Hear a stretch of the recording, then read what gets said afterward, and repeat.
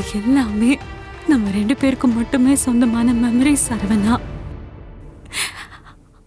ஆனா இன்னைக்கு நீ எனக்கு சொந்தம் இல்லைங்கிறப்போ இது எதையுமே நான் சொந்தம் கொண்டாடுறதுல அர்த்தமே இல்லை.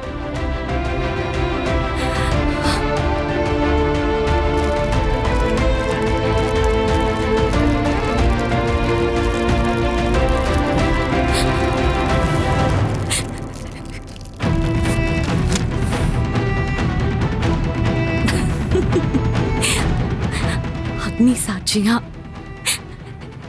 நீ இன்னொரு பொண்ணு கழுத்துல தாலி கட்டினப்போவே அதுல நம்ம காதலும் எரிஞ்சு சாம்பல் ஆயிடுச்சு.